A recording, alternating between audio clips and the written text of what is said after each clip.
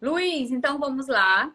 A gente vai falar hoje aqui da programação neurolinguística, como a PNL pode contribuir, nos ajudar no nosso dia a dia. E aí eu queria, Luiz, que você se apresentasse para o pessoal, para quem ainda por acaso não te conhece. É, Bom, eu gosto de fazer uma definição de baixo para cima, que é a definição das coisas que acontecem agora até o meu passado. Eu tenho formação em administração, tenho uma especialização em finanças, sou empresário, tenho as formações completas em programação neurolinguística, tenho algumas formações em processos terapêuticos, e a minha paixão mesmo é ser casado e ter dois filhos. Essa é, ou seja, pai e marido. Pois é nesses dois cenários que é o meu laboratório da programação neurolinguística dia a dia. Ao acordar, durante o dia, antes de dormir, até nos sonhos. Então, eu gosto muito desses dois cenários, pois é nesse laboratório que eu faço meu estudo diário, aplicando as técnicas. É isso aí, Clécio. Então, se eu fosse me definir, eu diria o seguinte: pai e marido. O restante a gente leva como um mochilão para aplicar nos cenários que estão além desses dois. Na vida profissional, como consultor, como coach, como treinador de comportamento humano. É assim que eu me apresento. Muito bem, muito bem. Acho que todo mundo já entendeu quem é um pouquinho aí do Luiz. Acabou de entrar um amigo meu de longa data aí na live, o Ícaro. Poxa, cara, que bom que você está aqui com a gente hoje. Fico muito feliz por sua presença. Ai, que legal, que legal. Luiz, aí eu queria assim, já deu para perceber, né? O pessoal aqui já percebeu que a programação neurolinguística é bem presente na tua vida, como você falou, você tem um laboratório em casa que você aplica aí as técnicas, o que você aprende na teoria, o que você já aprendeu, você vai lá e coloca nas cobaias de casa. Pra... Cobaias com privilégios imediatos, né? Eles se absorvem desse processo de testes e aprendizados e eles levam para a vida.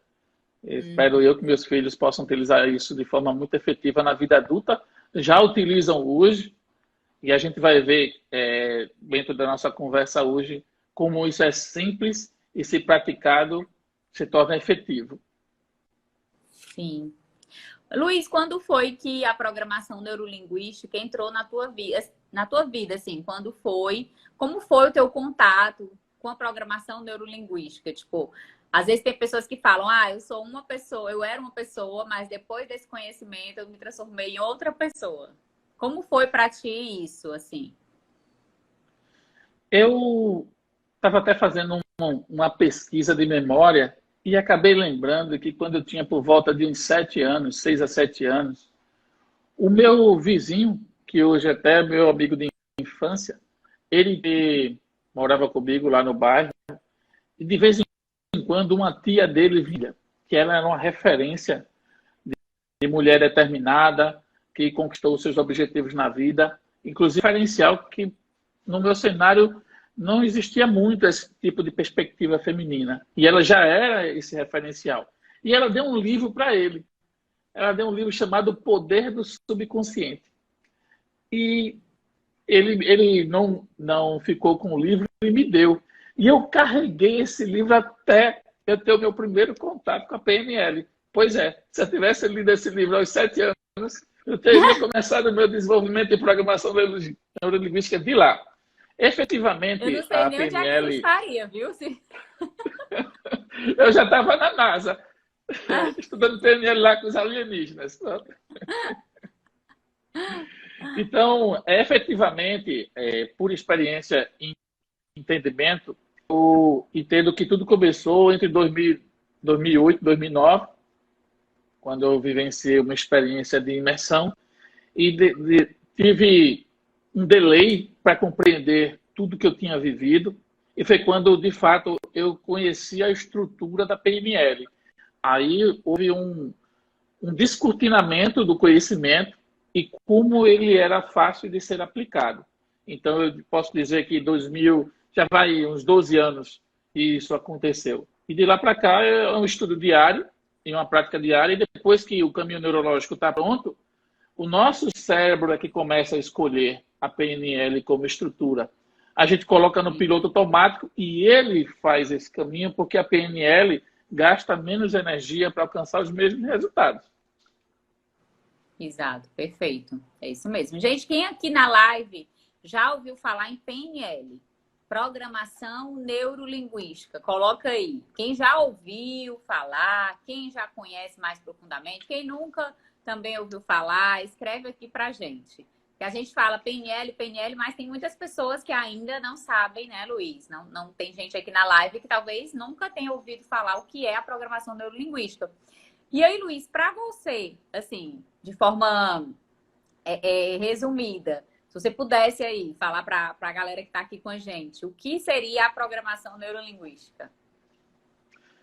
Eu vou trazer dois conceitos, o amplo e o que, para mim, funciona na forma mais efetiva na hora de explicar.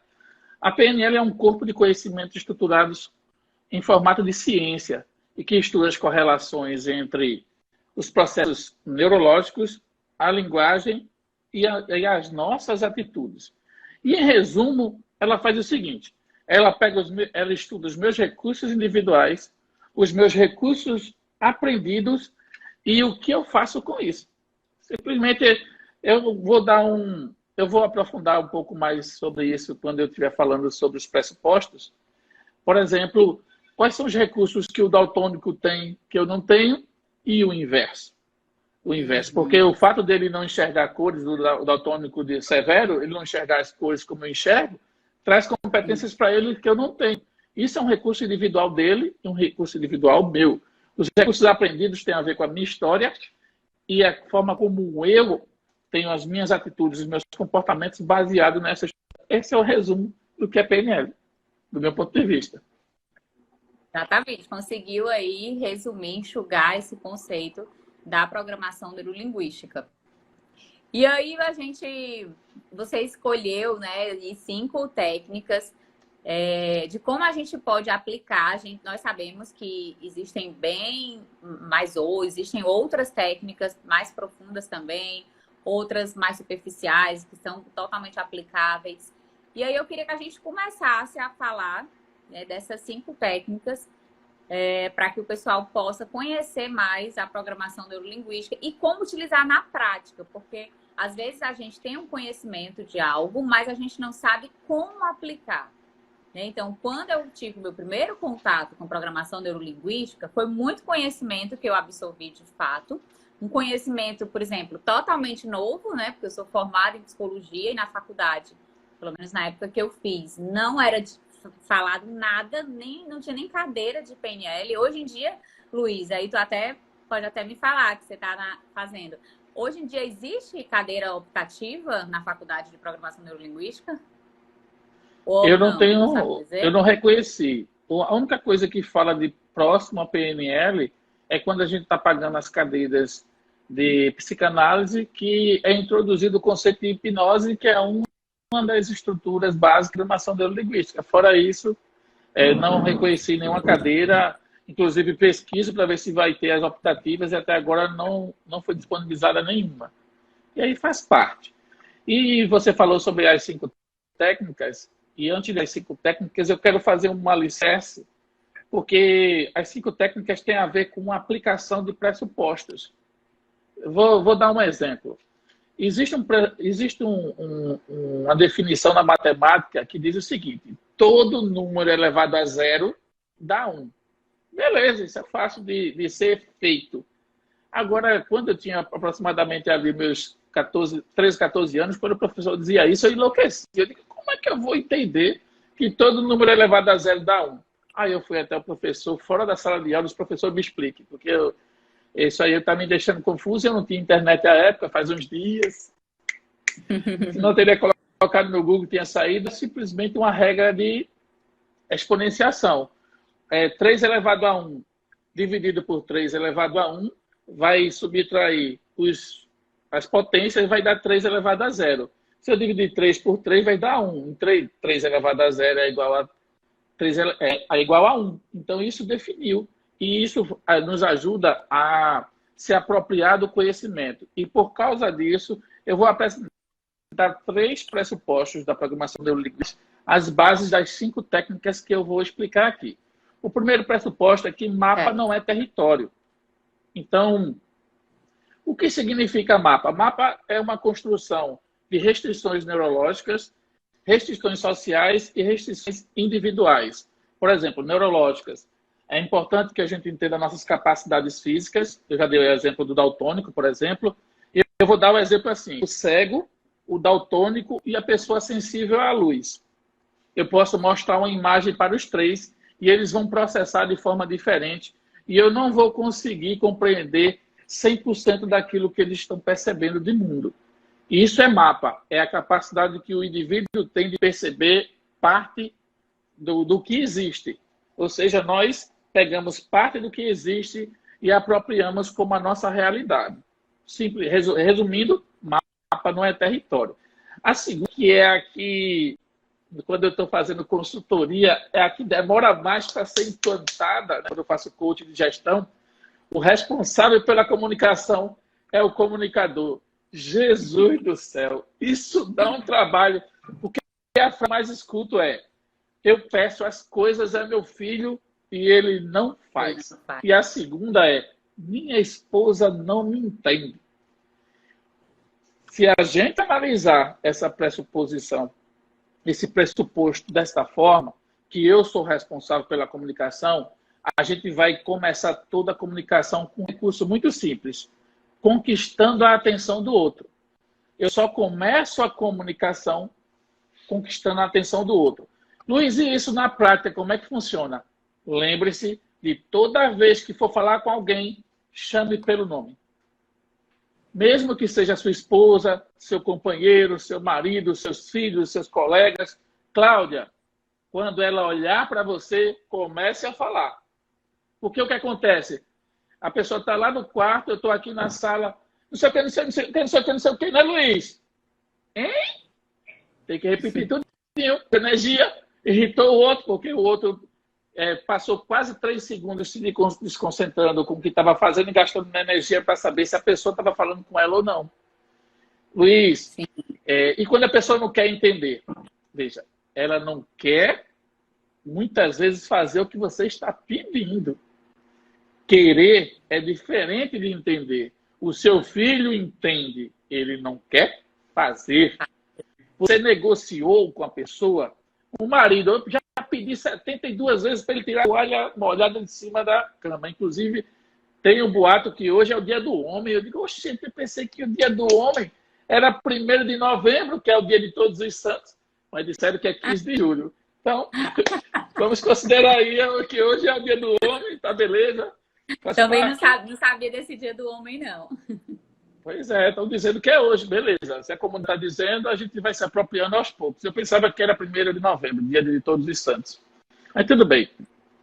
Então, essa questão de eu me apropriar, de ser o responsável pela comunicação, isso no início traz muito desgaste.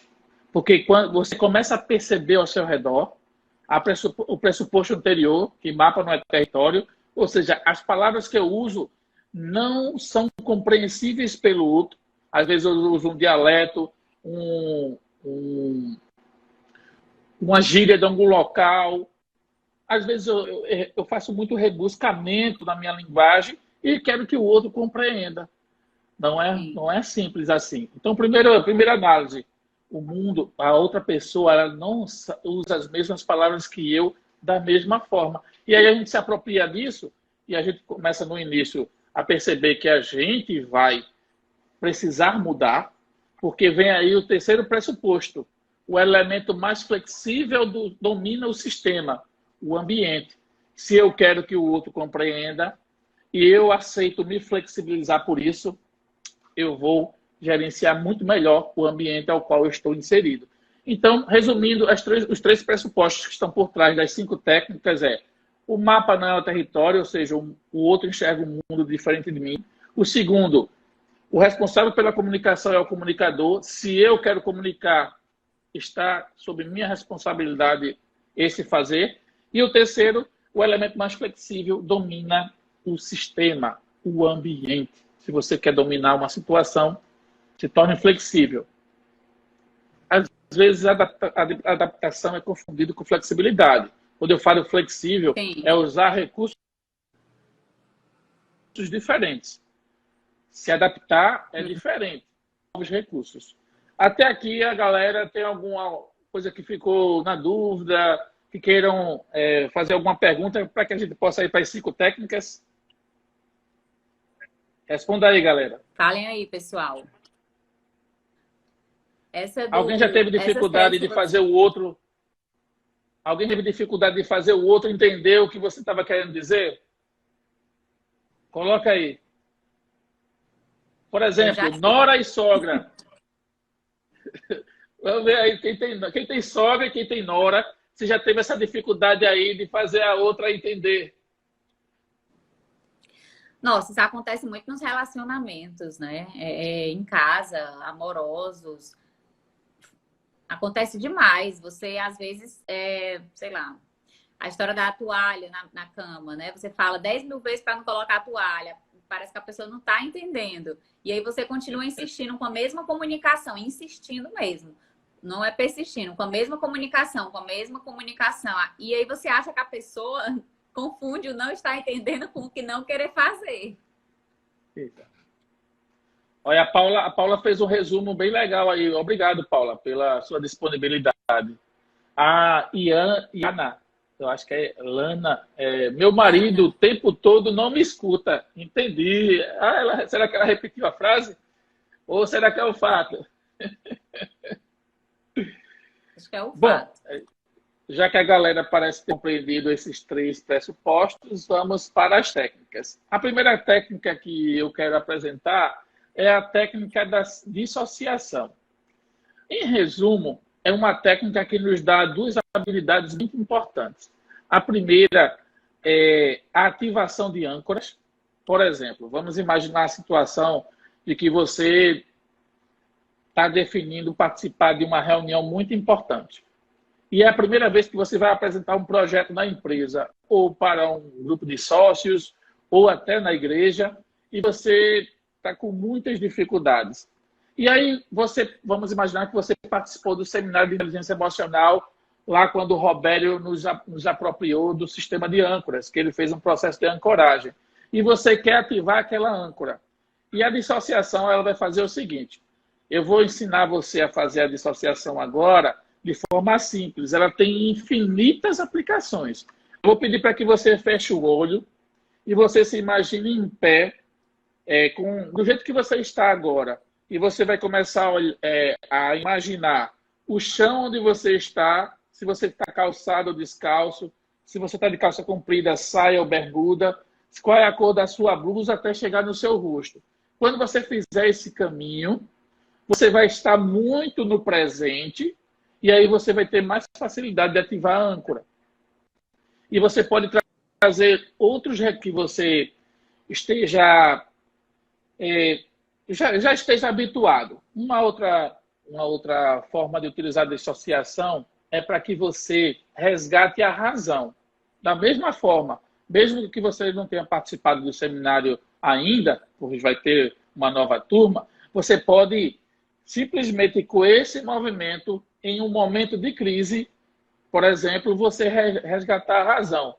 Isso acontecia muito quando meus filhos eram menores e eles caíam.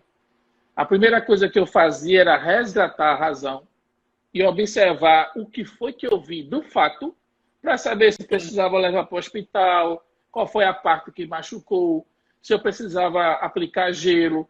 Depois eu ia treinar em outro quarto, beleza. Só que já tinha resolvido o fato. Então, quando você usa a dissociação, você tem essa habilidade de olhar para você mesmo sem as emoções que estão aflorando naquele momento. Uma outra técnica mais aplicável também é você se imaginar observando de um canto superior do teto. Você vai, por exemplo, você está triste, chorando na cama. Se imagina no teto, olhando para você, chorando na cama. E você vai começar a desencadear o processo racional para saber se tem alguma coisa importante para ser feita, porque a tristeza também é para ser vivida. É porque ela é uma fonte de cura, é uma fonte de auto-perdão, por exemplo. Então, nesse processo de dissociação, você, no meio do ADR, também pode usar a dissociação. Você pode se imaginar do lado, por exemplo, eu e minha esposa estamos discutindo. Eu posso me imaginar discussão e olhar para mim, olhar para ela, ela está dizendo isso e eu não nada. Ela está dizendo isso e eu não estou fazendo nada. De repente eu percebo o que ela quer dizer, aí eu resgato minha dissociação e faço a comunicação. E isso você já faz isso. Quando você está num ambiente, vou dar um exemplo bem clássico, você está numa reunião que você não quer estar, você faz a dissociação. Você vai devagar. O seu corpo está ali, os seus recursos estão ali, só que pensando na praia, está pensando no shopping. Só que se você se apropria do recurso, você aplica a hora que você quiser. Alguma dúvida, galera, sobre o processo de dissociação? E isso dá para ser utilizado, você falou em reunião, mas em momentos, né? Você está lá, tem que estar no ambiente, numa festa, em uma reunião de família, em algum local que talvez por alguma razão com amigos, que talvez você não esteja satisfeito, dá para utilizar essa técnica e ficar lá de forma social, né, Luiz? Sim, exatamente. Você pode, por exemplo, eu fiz uma viagem com o sobrinho de Cláudia e a gente chegou no aeroporto e eu estava muito cansado e eu queria resgatar minha energia. Aí eu cheguei para ele assim, Mateus, vamos fazer o seguinte, vamos brincadeira aqui. Vamos imaginar o que cada um aqui está vivenciando. Então a gente começou a ver a linguagem corporal do outro, começou a perceber se o outro estava com as MCRs, os movimentos da face, sisudos ou expressivos, apanhado.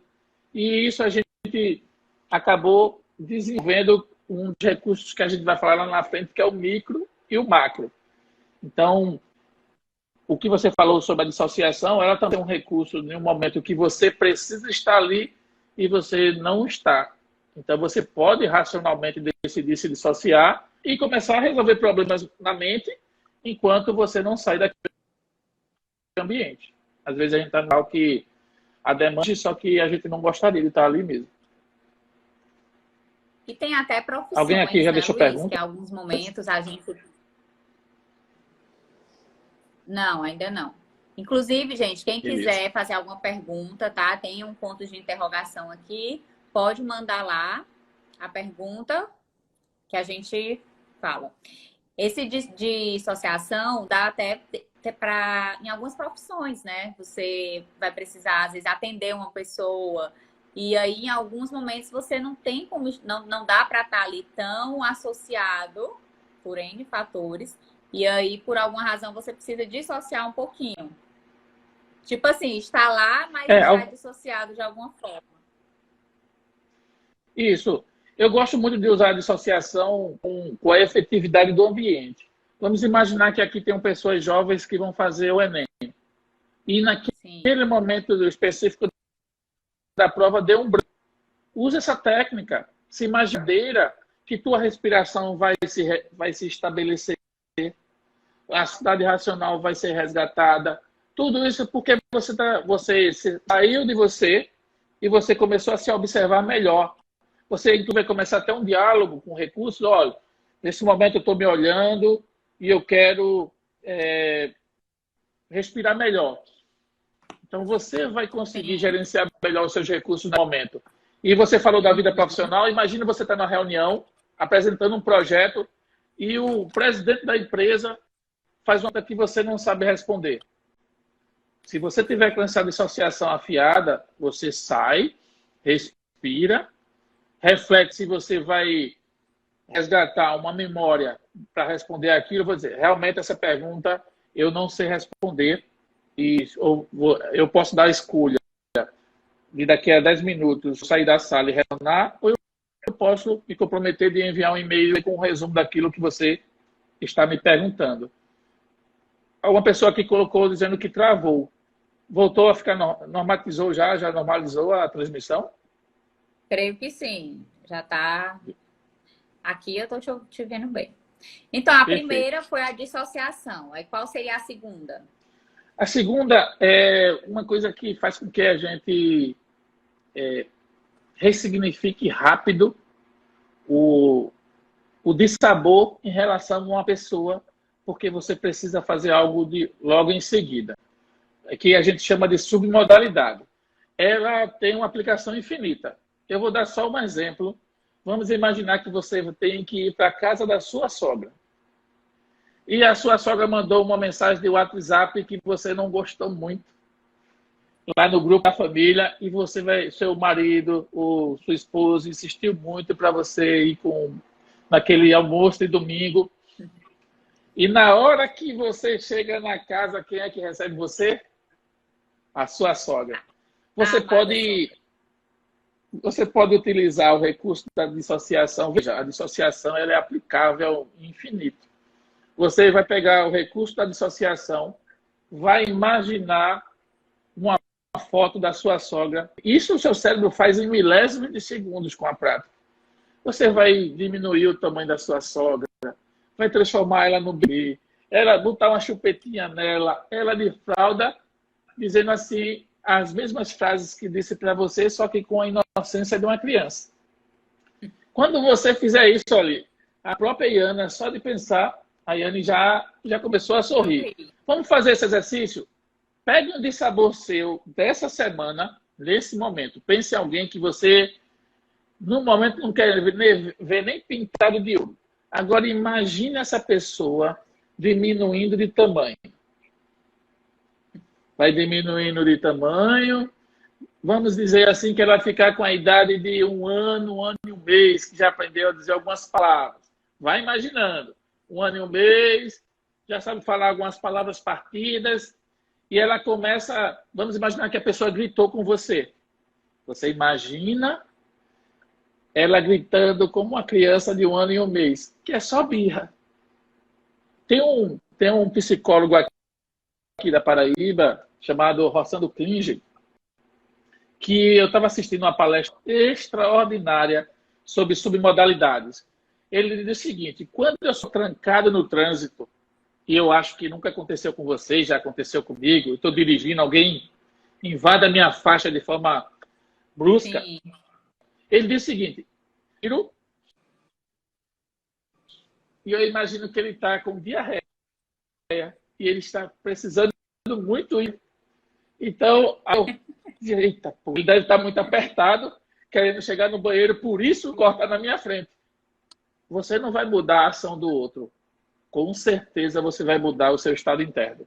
A submodalidade serve até para resolver questões de fobia. Ela é uma técnica muito potente. A gente está falando aqui de técnicas práticas da PNL para o dia a dia. Então, um dissabor, você vai ter que almoçar com a sua sogra, com o seu cunhado, com a sua cunhada, com aqueles malas. Vamos imaginar que você tenha malas como cunhados. E naquele momento, você imagina na mesa todo mundo com 3 anos, e sorrindo para você, você vai ter um almoço divino. Depois, o efeito passa e pode voltar para casa. Isso você pode fazer com submodalidades. Luiz, vamos dar aquele exemplo, um exemplo que acontece com algumas pessoas. Por exemplo, quando você vai dormir e está tendo uma festa no vizinho, o som truando, aquele barulho, e você só consegue dormir no silêncio. Como é que pode usar aí a submodalidade nesse caso? Eu vou antecipar o micro e macro, porque a submodalidade ela vai se conectar ao micro e macro, e eu vou ensinar uma frase que é muito aplicável. Quem quiser pode anotar. Quando você estiver dormindo, querendo dormir, e isso acontecer, você pode dar um comando ao seu cérebro. Respira fundo 3 vezes para que sua respiração se estabilize. Você diz assim: cada som, cada barulho, qualquer outro tipo de som que eu estiver ouvindo nesse momento vai me trazer ainda mais sono. Vai me levar para um sono ainda mais profundo. Essa frase, você aprendendo a utilizar ela, sem recurso nenhum, simplesmente respire 3 vezes e fala essa frase. Respira fundo. Cada som disponível nesse momento vai me aprofundar e me fazer dormir. E você vai começar... Se você se concentrar no som, ele faz o processo inverso. Ele vai potencializar o som para você dormir. Essa é uma técnica que é uma estrutura de hipnose, que eu estou resumindo. No caso de submodalidade... Só de ouvir, eu quase durmo aqui.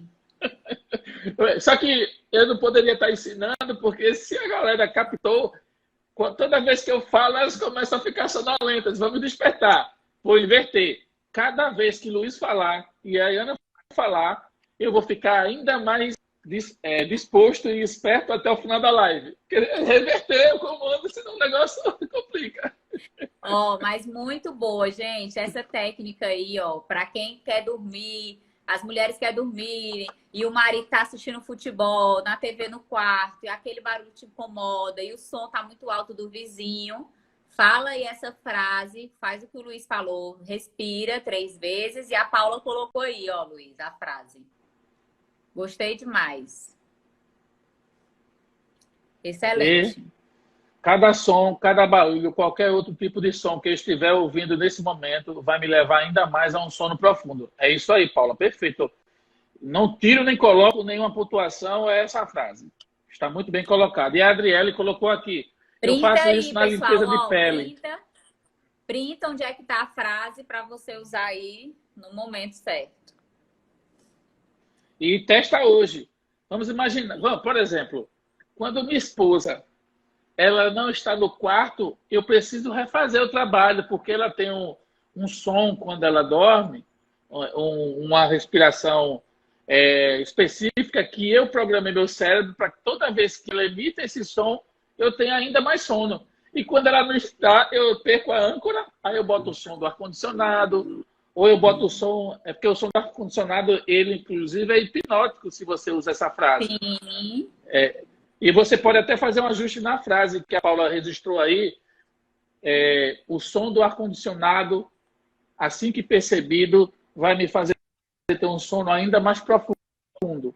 A estrutura é essa. Qualquer usado nessa estrutura. E isso é um recurso da submodalidade. Conecta o macro, macro e o micro é justamente uma variação da submodalidade, que é o que a gente pode falar agora. Se alguém quiser fazer alguma pergunta sobre submodalidade, faça agora, que a gente vai entrar no micro e macro. Show, muito bom. Acho que a galera gostou muito aí dessa dica, porque dá para utilizar bastante na prática. Inclusive, falaram aqui que a Andriele falou que usa até quando vai fazer um procedimento, uma limpeza de pele, que muitas vezes pode ser doloroso. Ela disse que utiliza a submodalidade para não sentir. Eu acho que deve ser isso, né, Andriele? Para não sentir tanta dor.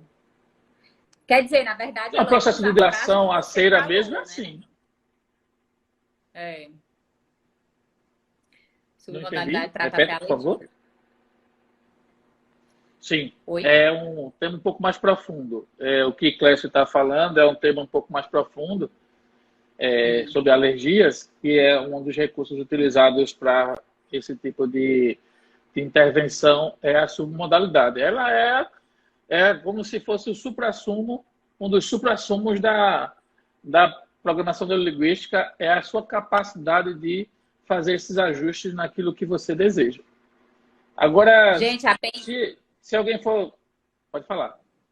A PNL é tão fantástica, a programação neurolinguística, né? A gente está falando aqui de formas mais simples para usar no dia a dia, como você dormir com barulho, né? Como você, enfim... estar num local onde você não gostaria de estar e de repente saber se socializar. Mas, como o Clécio citou, essa técnica, sendo bem aplicada, você cura até uma alergia, como a gente já viu pessoas, né, com alergia de repente a camarão e que utilizou essa técnica e se ficou bem, né? Não tem mais alergia. Então, assim, a nossa mente, ela é muito poderosa. A gente, às vezes, não tem nem noção do que nossa mente é capaz. Só para deixar como exemplo, eu estava almoçando com 2 irmãs lá num restaurante em Tocantins, certo dia, e uma das irmãs estava se queixando de roer unhas. E eu, no meio da conversa, eu fui de submodalidades E depois de um mês, ela mandou a foto para mim dizer, Luiz, eu não sei o que aconteceu. Só sei que ó, a unha estava toda pintada e com um tamanho um pouco maior, que era um sonho dela. A gente não precisa dizer que está aplicando a técnica, as técnicas da PNL, porque ela tem a ver com a linguagem. Muitas vezes que a PNL funciona como aquela estrutura da hipnose de palco, que precisa estar todo um escarcéu de recursos, de informações, e não é. Sim. Você, num diálogo, se você se apropria da técnica, você vai ajudar as pessoas ao seu redor e ninguém vai perceber. Simplesmente estavam com você e aquilo deixou de acontecer. Às vezes é um processo até de integração de crenças, de valores que estava correndo ali por trás, que a pessoa que se apropria dessas técnicas consegue perceber com um pouco mais de facilidade. Exatamente, perfeito. Se vocês, e a gente vai para o micro e macro. Isso, micro e macro. Qualquer dúvida, se vocês quiserem aí, essa técnica eu posso usar nisso, eu consigo usar nisso, manda aí, escreve aí que eu estou acompanhando aqui. E aí a terceira técnica, Luiz, micro e macro. A Érica colocou aqui, ó.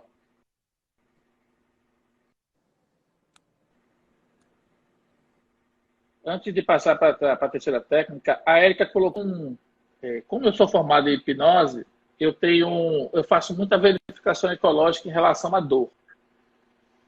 Eu geralmente só atuo em dor quando é para aquela pessoa ir para o hospital. Se ela está com uma dor insuportável, eu posso até ajudar naquele momento, porque a dor é um sinal, é um termômetro, é um aviso. Obviamente que existem as dores que estão relacionadas a fatos e histórias do passado que acaba vindo um recurso para o ser humano. O ser humano usa aquele recurso para deixar de fazer algumas coisas. Por exemplo, dor de barriga para não ir para a escola. Fez uma vez, funcionou. Quando a criança não tiver estudado e vai ter uma prova na escola, ela vai ter o quê? Dor de barriga. Enxaqueca é fundamental passar por um neuro para que ele analise a estrutura e ele não conseguir identificar, pode ser uma estrutura psicossomática. E aí a PNL atua de forma simples e eficaz. Complementando só o comentário que a fez aí para a gente se apropriar disso aí. Agora vamos para o micro. Inclusive até a Adriele falou que adora micro e macro. Pois é. Micro e macro, eu gosto de dizer o seguinte. Imagine foco e segurança, você vai entender de micro e macro. O micro faz com que você consiga perceber coisas. Só um minuto. Opa! Quem aí quer ter foco e segurança? Acredito que todo mundo, né, Luiz? Bota aí, quem quer ter foco e mais segurança no teu dia a dia, na tua vida? Bota aí que eu quero demais. Manda bala aí. Então, o foco tem uma amplitude muito grande. Então, vamos imaginar aqui que o micro eu vou representar com foco e macro com segurança. Por exemplo, você quer desenvolver melhor a sua atenção? Faz durante 7 dias, deita na cama. Se você tiver um ventilador ou um ar-condicionado, vai escutando aquele som e buscando perceber as variações do som. Quando você começa a fazer esse tipo de exercício, você, inclusive, começa a dormir melhor. Você vai conseguir estudar melhor, dormir melhor. Você vai ter DRs melhores, que a gente vai falar sobre audição digital e analógica e precisa de foco. Por isso que é uma escadinha, a sequência. O próximo tema que a gente vai trabalhar, audição digital e analógica, precisa do foco, para que você possa utilizar isso de forma mais eficiente. Então, o micro é a sua capacidade de enxergar os detalhes. Os detalhes, quando você caminha para os detalhes, você vai conseguir anular até os sons que a Iana falou minutos atrás na técnica de submodalidade. Se você se concentrar, por exemplo, na variação da sua respiração quando você estiver com insônia, por causa de um som, você vai perceber que com o aprofundamento do micro, o som ele vai se desviando. E isso é muito fantástico de observar. E isso, eu preciso ir para o Tibete para aprender isso? Não. na sua cama, se você despender 5 minutos do seu dia, você começa analisando as 5 estruturas cognitivas do ser humano: visão, audição e sinestesia. Você vai fazer, eu vou ensinar uma técnica para você desenvolver o seu micro. Você vai olhar para o seu quarto com os olhos abertos, depois vai fechar e buscar imaginar 3 itens que tem no seu quarto. Quando você conseguir enxergar você vai, com os olhos fechados, perceber 3 sons que tem no seu quarto. E depois você vai buscar 3 sensações, que é cheiro. Pode ser que você ainda esteja com os dentes ainda esteja com gosto de creme dental na boca. Pode ser a sensação do lençol ou da manta. Minha esposa usa a manta tocando na pele. Pode ser suas costas encostadas no travesseiro, sua cabeça na cama, sua cabeça no travesseiro.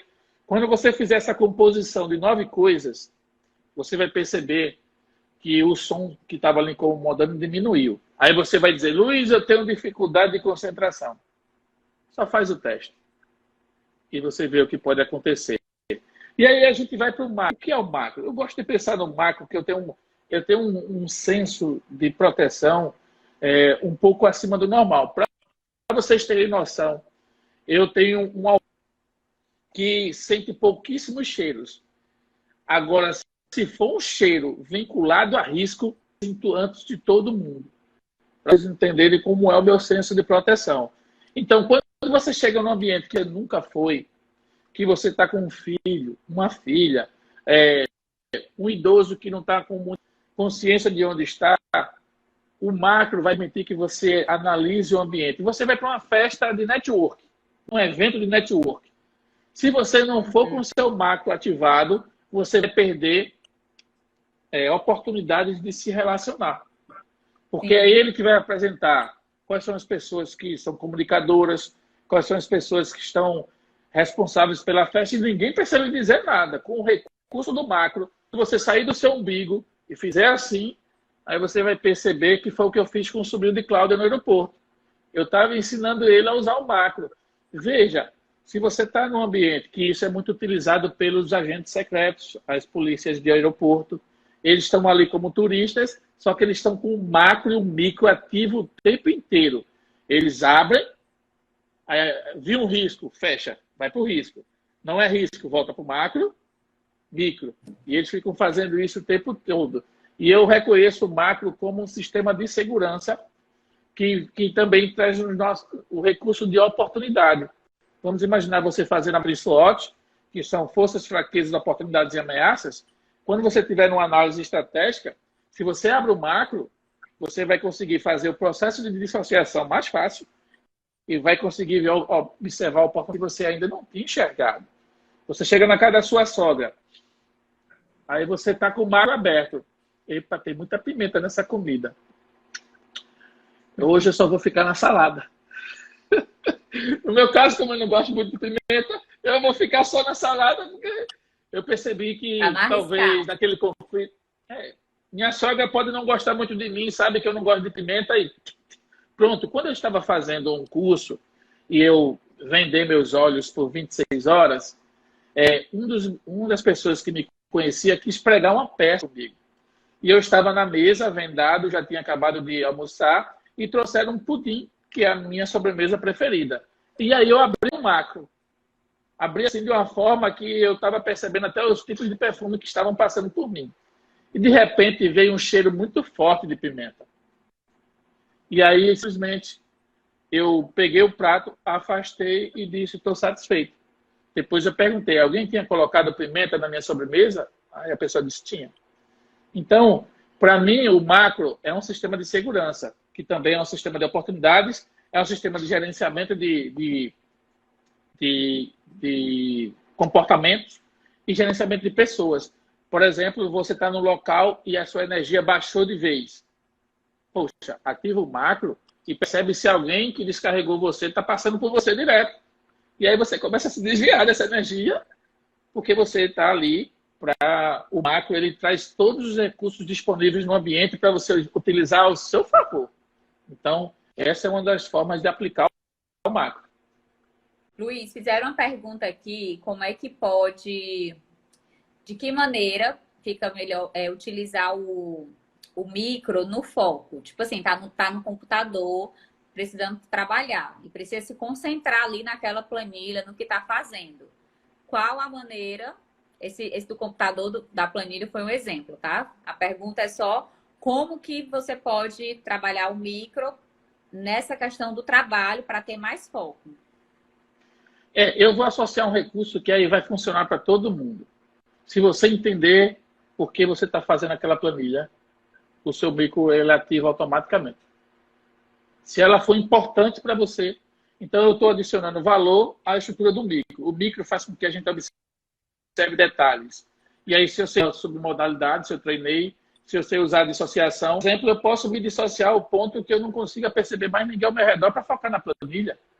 Faz o seguinte, se imagina o teto e depois, com os recursos que você percebeu no teto, vai se integrando e permanece com aquele recurso que você vai estar ali na planilha, viajando na planilha. Agora, se você tiver criança pequena em casa no home office, não tira tanto a dissociação, porque as crianças precisam ser ouvidas, né? Porque às vezes elas estão falando. Quando criança para de falar, fazer barulho, acontece isso. Então, eu vou dar a sugestão mais potente do micro. Quando você souber por que está fazendo, fazer se torna um critério, se torna o foco, e aí você vai utilizar o micro com muito mais facilidade. Show de bola, muito bom. Essa foi a quarta, não foi, Luiz? E agora a gente vai para... Essa foi a terceira, porque a gente vai entrar na quarta, que é como resolver DR. Discussões de relacionamento. Eita. Essa é boa, essa é boa. Veja, vamos lá. Quem aqui gosta de TDR? Bota aí nos comentários. Senão eu não vou falar dessa não, eu vou pular para outra. Bota aí, eu preciso de uma DR nos próximos dias. Bota aí. Senão eu não vou falar não, eu vou pular logo para a quinta. A partir de hoje, a sua DR não vai ser a mesma. E é importante DR consciente.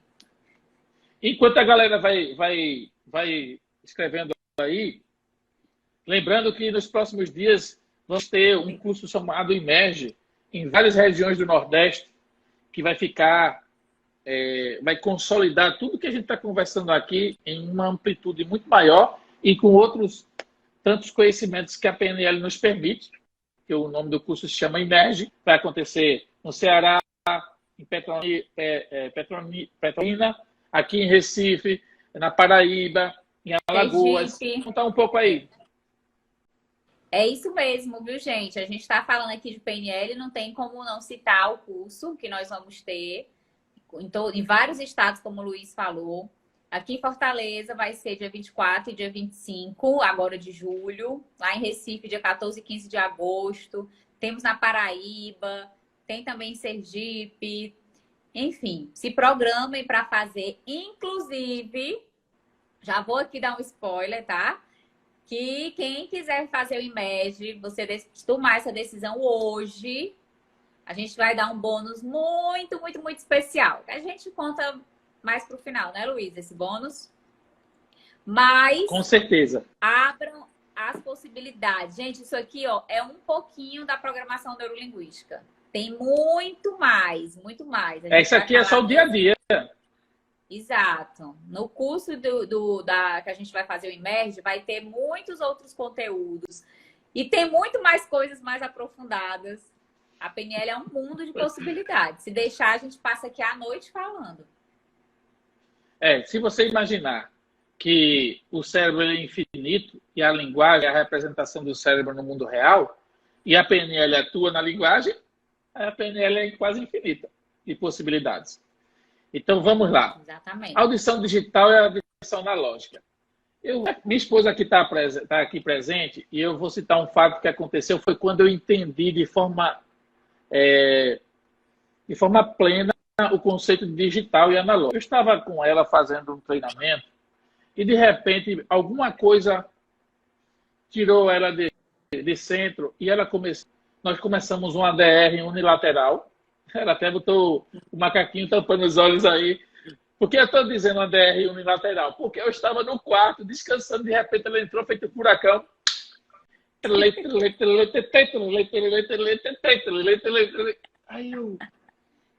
Aí parei.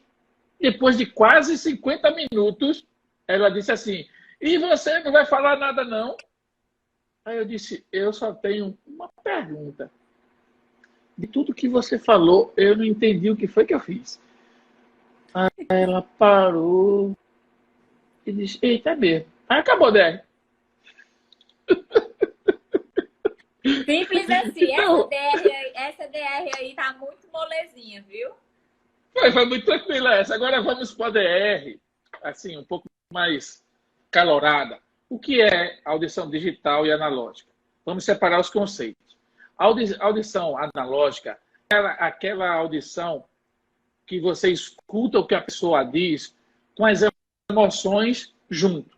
Ou seja, as palavras e vem as emoções e nos afetamos com isso. Quando você está falando da audição digital, você só escuta o que a pessoa diz. Você consegue dissociar a emoção, o tom de voz, a variação de voz, a frequência e foca somente nas palavras. Foi aí que eu consegui ver aquela DR. Foi quando eu comecei a só prestar atenção no que ela estava falando. Nos trejeitos estava deslocado, o tom de voz, a velocidade, eu desconsiderei e fiquei só observando quais eram os verbos. Pronto, um exercício. Pronto, você quer tirar uma música ruim da sua cabeça? Você não gosta daquela música e de vez em quando ela vem? Faz o seguinte, escuta ela na frequência digital. O que é isso, Luiz? Tu vai escutar a música, por favor, não façam isso com a visão. Porque a música que vocês amam tem âncoras que trazem prazer. Vocês vão fazer com músicas que vocês não gostam. Primeira coisa, vocês vão perceber quais são os verbos que são ditos, quais são os substantivos, quais são os adjetivos. Quando você chegar nesses três, você ouviu a música no digital como se fosse um texto, a música deixa de incomodar você. E é isso que funciona na DR. E para isso você precisa tomar uma decisão quando você começar uma DR. Você naquele momento está conseguindo ficar no digital? Se não, você dá uma pausa na DR. Eu pauso. Se eu não estiver conseguindo ir para o digital porque o negócio foi e voltou, aí você, poxa, eu acho que eu estou cansado e eu não estou conseguindo utilizar a energia de forma efetiva. Então, olha, eu escutei o que você disse, eu vou processar e amanhã eu falo. Amanhã vai ser 100% digital, com certeza. Quando eu consigo fazer o digital na hora, aí a DR já se encerra ali. Porque eu vou dizer, olha, você disse isso, isso e isso, eu concordo com isso, discordo com... E a ação que a gente vai fazer a partir de hoje é essa. É quando você consegue utilizar o digital. Agora, por favor, quando alguém estiver dizendo que te ama, é para estar no analógico. Então, percebam que os dois têm função. Você ouvir sua filha ou seu filho dizer que ama você e você ficar digital, você vai ficar com um cara de paisagem e a pessoa não vai conseguir enxergar nenhuma MCRI saltando nos seus olhos de agradecimento, de reconhecimento. Então, o digital, geralmente, ele é utilizado para o racional. Você precisa ir para uma reunião e as pessoas... Por exemplo, eu fui subsíndico, era só digital. O mundo lá se acabando, quando a galera acalmava, eu geralmente era o presidente da reunião. Terminou a confusão, vamos voltar?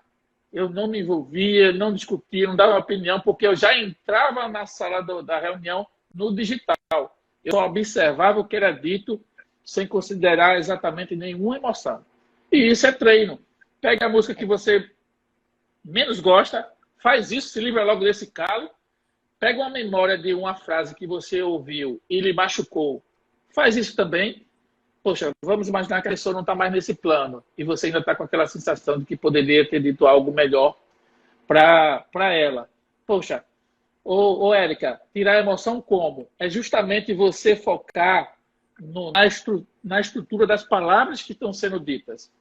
Eu posso dar um exemplo aqui. Vamos lá, uma frase que pode incomodar. Mulher. Assim, eu ouvi muito essa frase e eu acho que vai ser a primeira vez que eu vou usar. Mulher é pilota de fogão. Quem foi que se incomodou? Bota aí. Mulher tem que pilotar fogão. Coloca aí. Que aqui em casa isso é quase 100% falso, porque quem pilota o fogão sou eu. Então eu posso dizer isso com propriedade invertida de que mulher tem que pilotar fogão e tem que ficar em casa e não pode trabalhar. Se essas três frases, provavelmente você ouviu e foi submetido a essa situação, você pode lembrar do fato e focar somente, por exemplo, no que a pessoa queria dizer de fato. Porque, às vezes, a gente não consegue escolher as melhores palavras para dizer o que sente. Tem até uma tribo que é uma tribo Maidu, que ela só tem 3 palavras a representar todas as cores, as 7,5 milhões de cores que nossos olhos são capazes de perceber. Então, quando ele vai dizer, ele não tem salmão, tem vermelho, que na linguagem eu acho que é tight. Eu não lembro aqui. Então, como é que essa pessoa vai me explicar que o vestido de noiva é salmão claro, com tonalidade mais para o branco, não veio na cor que queria? Não tem como explicar, porque não tem recurso linguístico. Então, quando a gente exige do outro algo que ele não tem para dar, e nesse caso a gente é capaz de perceber isso quando a gente vai para o digital, a gente se concentra se a pessoa está usando a melhor palavra. E aí a gente vai poder ir para o quinto e último tópico, que é o que eu vou falar agora. Eu quero saber se alguém ficou aqui com dúvidas sobre o digital e analógico. Me digam aí. Diz para nós aí. Em como utilizar, né? Em como se ficou claro para você. A Vitória botou aqui. Em qual mundo isso é verdade? Se for em relação a DR digital, eu conheço uma pessoa que consegue fazer isso.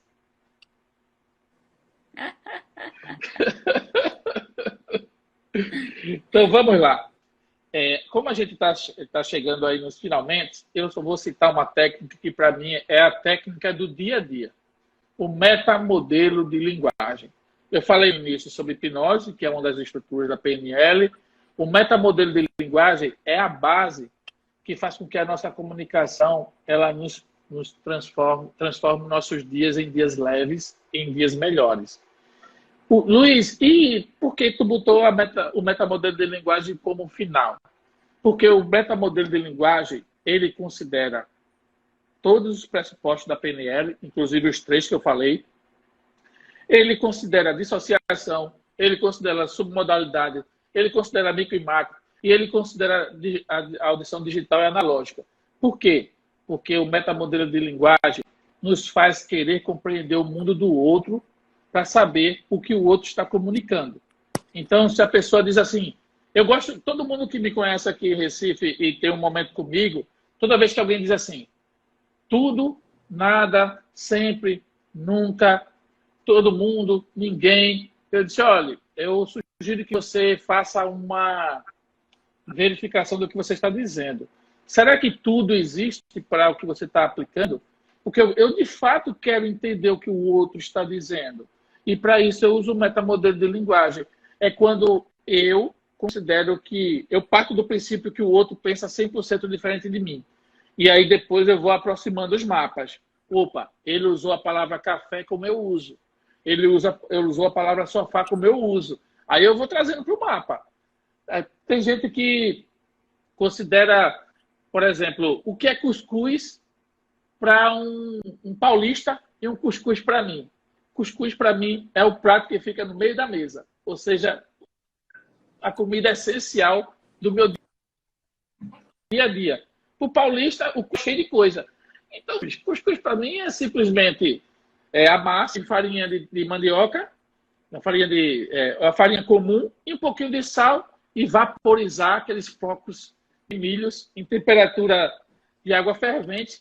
Quando sai o cheiro, aquilo é cuscuz. Tem pessoas que dizem cuscuz. Por exemplo, tem uma confusão entre canjica, aqui em Recife, e eu estou dando só esses exemplos. Por exemplo, minha esposa e eu, a gente tem uma confusão sobre cores.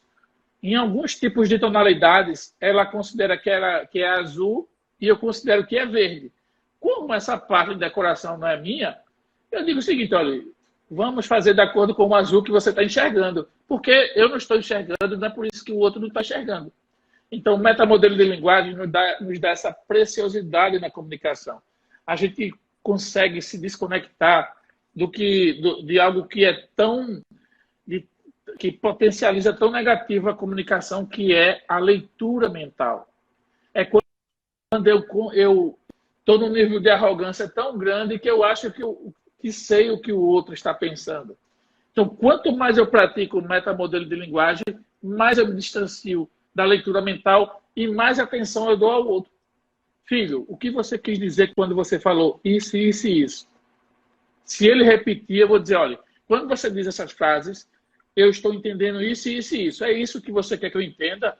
Aí ele vai dizer, não, papai. Eu disse, encontre outra frase, outra palavra, porque eu não estou conseguindo compreender essa mensagem. E isso é a aplicabilidade do dia a dia do metamodelo de linguagem.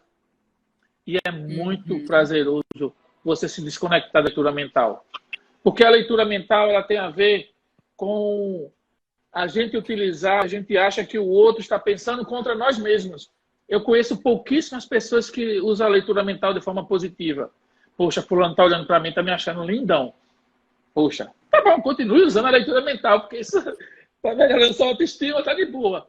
Só que geralmente as pessoas entram em conflitos, DR, confusões de comunicação, porque acha que o que o outro falou é o que o outro está pensando. Não.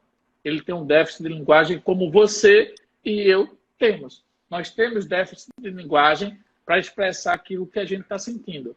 E o remédio que eu conheço mais potente dentro da programação da linguística se chama metamodelo de linguagem. E aí eu vou deixar vocês curiosos mesmo. Ó, o Clécio colocou, isso é uma live ou é um curso? É muito conteúdo, gente. Ó, live boa é assim, com esse conteúdo que deixa a gente com gostinho de quero mais. E, mais uma vez, se você achou legal essa live, se você acha que isso pode agregar na tua vida, isso aqui é um pouquinho do que é a programação neurolinguística.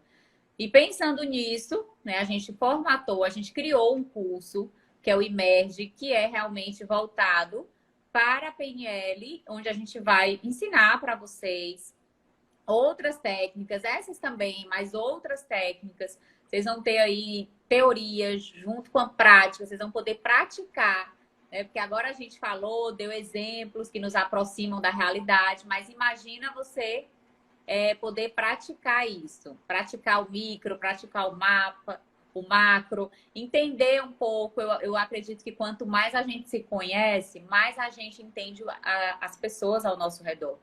Isso é impressionante. Quanto mais você se conhece, melhor você vai se relacionar, melhor você vai se comunicar com as pessoas. E a programação neurolinguística pode te ajudar e muito. Eu sou formada em programação neurolinguística, sou formada em psicologia e eu digo para vocês, eu fiz primeiro a minha faculdade de psicologia e eu achei que eu já conhecia muito sobre o ser humano, que eu já me conhecia bastante. E quando eu conheci esse mundo da PNL, aí eu vi que realmente eu não me conhecia, eu não conhecia muitas técnicas. Hoje eu aplico várias técnicas na clínica com os meus clientes, onde eles conseguem chegar num resultado muito mais rápido do que se eu fizesse uma terapia convencional, digamos assim.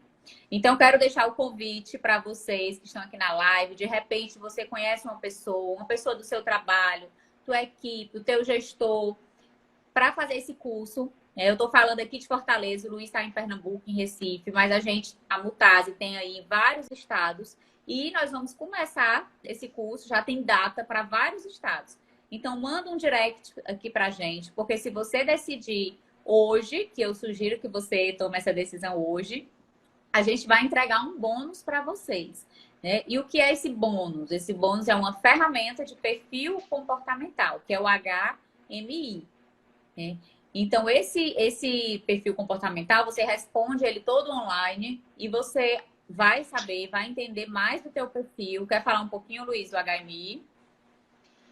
O HMI, para mim, é uma perspectiva que faz com que a gente analise a nossa aderência quando a gente está percebendo os nossos comportamentos e o impacto deles. O HMI ele vai trazer uma perspectiva ele é baseado em Jung, né? Um dos mestres da psicologia, que definiu 16 perfis comportamentais, e ele faz uma triangulação, um quadriângulo, junta os 4 lá, faz uma mistura e acaba destacando isso, e ele faz com que a gente se perceba. E quando eu já apliquei, alguns clientes meus já fizeram o HMI, e quando a gente está conversando sobre ele, eu digo o seguinte: olha, perceba o que foi aderente e perceba como o sistema foi capaz de perceber isso. Isso já é uma sinalização de que você faz dessa forma e aí você vai poder tomar a decisão. Isso traz os resultados que você quer? Traz. Permanece e potencializa. Não, esse comportamento que o HMI identificou, eu discordo. Se o HMI estiver aderente, ele traria que tipo de resultado para você? Estaria acontecendo isso. E está acontecendo? Tá. Talvez você esteja com pouca consciência sobre como você age em determinadas situações. Eu vou dar um exemplo aqui, que a Érica colocou uma piada nossa, que eu sou coach de gestão lá na empresa dela. E estava no meio de uma confusão, numa reunião. Aí eu lá liguei a audição digital, aí eles começaram lá a discutir. Eu disse: eu estou com a sensação que vocês estão dizendo que dia e data são coisas diferentes. Eu quero que você me diga o que é dia e você me diga o que é data. E era completamente diferente.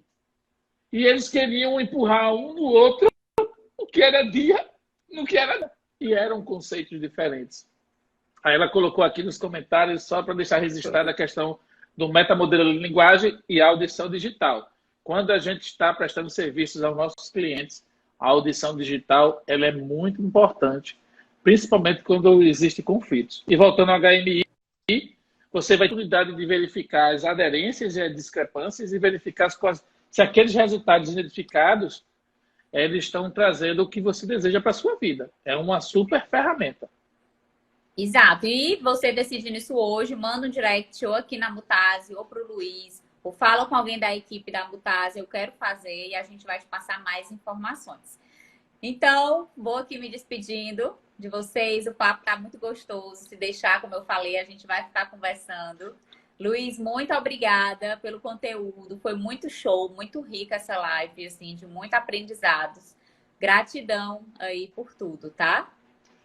Eu gosto de dizer que tem assuntos que eu me sinto numa mesa de família para comentar. E as pessoas que, por exemplo, vêm aqui em casa, veja, a diferença é que a gente está numa live. Quando as pessoas vêm aqui em casa e querem conversar sobre isso, a gente conversa até dar boas gargalhadas. Porque a gente sabe que com conhecimento a gente transforma a vida numa boa, como diz a música. É verdade, é isso mesmo. Então, gente, contem comigo. Ó, a Cláudia colocou aí a data do Imagine Recife, dia 14 e 15 de agosto.